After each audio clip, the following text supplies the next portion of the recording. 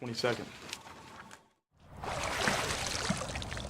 And I dove in to try to save you. The story begins in 2001, during the height of the U.S.-led invasion of Iraq. A platoon of American soldiers under the command of Staff Sergeant Brandon King is counting the days until they can finally go home. Private First Class Tommy Burgess films their everyday life. The drills, the singing, the teasing, and their endless talk about family. While manning a checkpoint on the road out of Tikrit, the soldiers inspect cars to make sure no one is smuggling weapons. Everything seems routine until 3 gunshots echo in the distance. Brandon immediately alerts his team to stay sharp, just as a car with 3 women and 2 children drives up. Moments later, a white taxi races toward them at full speed. The men barely have time to react before gunfire bursts from the vehicle. The taxi spins around and flees. Brandon orders the squad to pursue, and they roar after it in 2 Humvees. Because civilians crowd the streets, the Americans can't risk open fire.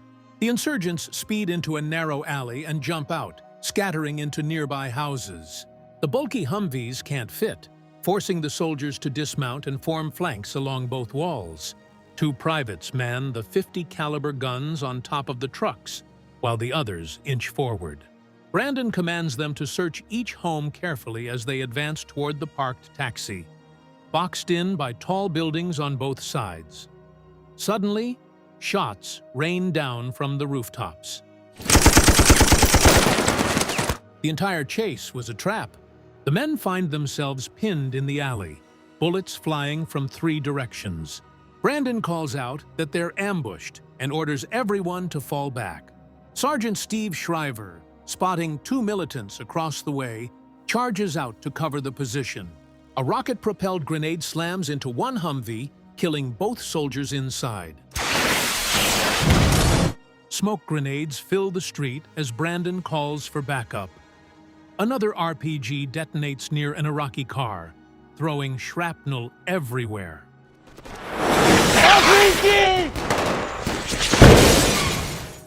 Tommy freezes in terror, but Rico Rodriguez dives onto him, shielding him from the blast and taking the injuries himself. Moments later, Paul Preacher Colson is shot clean through the neck and collapses onto Tommy's lap. Brandon rushes into a nearby house to save Steve, who went in alone. He throws 2 grenades to clear the area and pulls his friend out, only to realize he also killed several civilians in the process. As the ambush finally ends, 3 of their own lie dead. Brandon is left shaken by the human cost of his decisions. Weeks later, the survivors return to Brazos, Texas. The whole town comes out to greet them, flags waving, families cheering. Senator Orton Worrell leads a grand celebration, awarding Bronze Stars and Purple Hearts to the soldiers. Overwhelmed by the noise and praise, Brandon can't bring himself to speak, so Steve steps up to give a quick, heartfelt speech. After the ceremony, Senator Worrell congratulates Brandon privately. He tells him how proud he is and offers any help he might need. He also mentions that Rico, the injured soldier, will be flown home for treatment. Brandon thanks him and says he'll call if he ever needs assistance.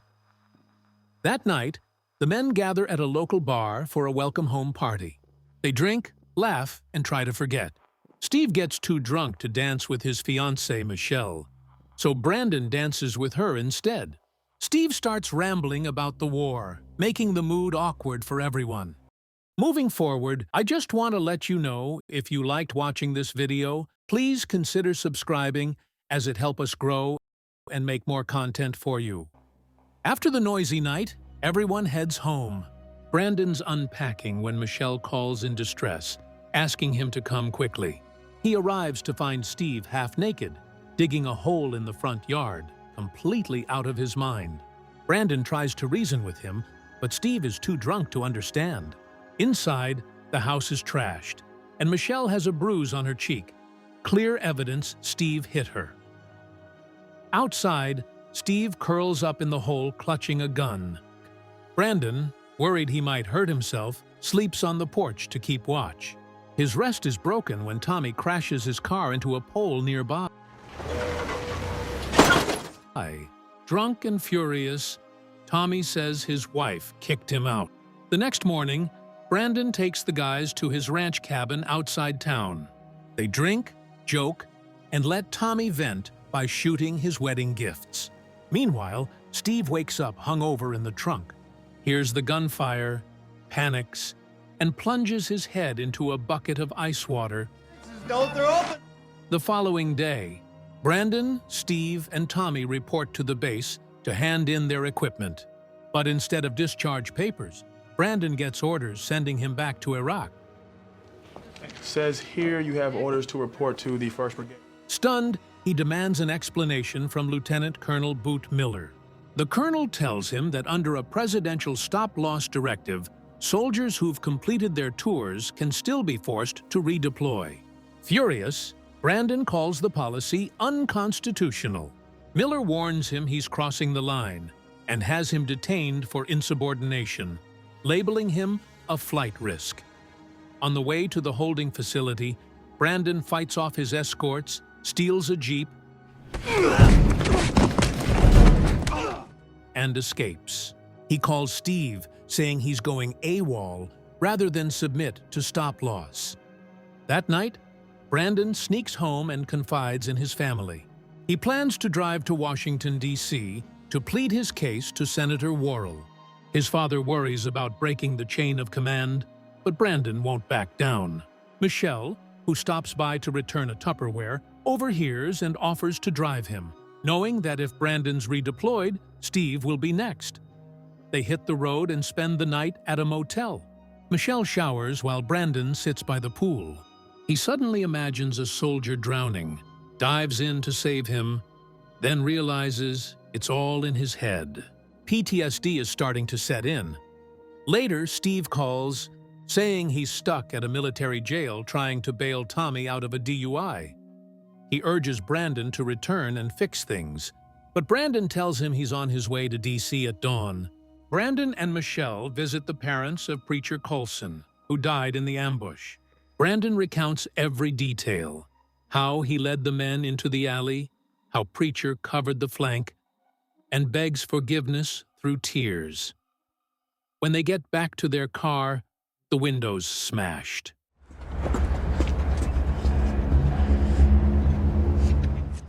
Brandon tells Michelle to stay put and goes after the culprits. He finds them in an alley and beats them down. One pulls a gun, but Brandon disarms him and forces them to their knees, ready to shoot. Michelle runs in, pleads with him, and pulls him away.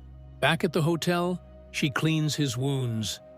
That night, Brandon meets another soldier who's been AWOL for over a year. The man gives him the number of a lawyer who forges discharge papers for deserters escaping to Canada. The next morning, Steve tracks Brandon down and tells him if he returns within 14 hours, his charges will be dropped. Brandon refuses.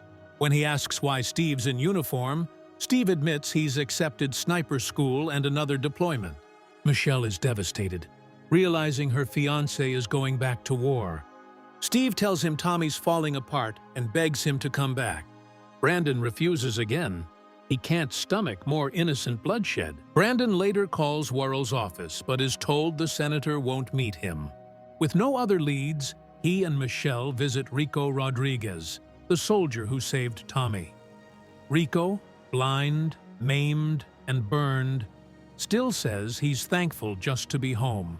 Brandon tells him he's being sent back anyway. Afterward, Brandon opens up to Michelle about why he enlisted and how the war changed him. He describes the chaos. Everyone armed, no one trustworthy. Good friends, but bodies held together by a belt after a car bomb.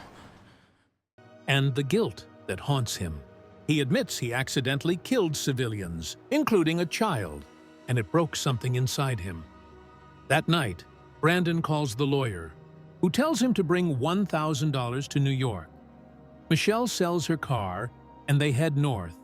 The lawyer warns there's no going back once Brandon crosses the border, then hands him a fake ID and the number of a contact in Canada. Brandon calls his mother to explain, but learns that Tommy has taken his own life, shooting himself at the ranch after succumbing to PTSD. The next day, Brandon returns to Texas and visits Tommy's grave alone. Steve sees him and confronts him. Their argument turns into a fight. That's for coming back to... Both rolling in the mud. Steve accuses Brandon of abandoning the squad. Brandon counters that the war is meaningless and will destroy them all. They calm, and Brandon confesses he feels responsible for leading them into the ambush that killed their friends. Steve says he owes his life to Brandon's leadership. Brandon walks away, leaving Steve sobbing at the grave. Brandon then returns home to say goodbye to his parents. Packed and ready, he rides with his mother and Michelle to the Canadian border. Standing there, he realizes that leaving means losing everything he's ever known. And even if he escapes, the war will follow him. There's no real freedom, only two painful choices. In the end, he decides to stay. As the film closes, a bus filled with soldiers, some fresh, some returning, rumbles toward the Texas base. Brandon, Steve, and Lieutenant Colonel Boot are among them, heading out for yet another tour in Iraq.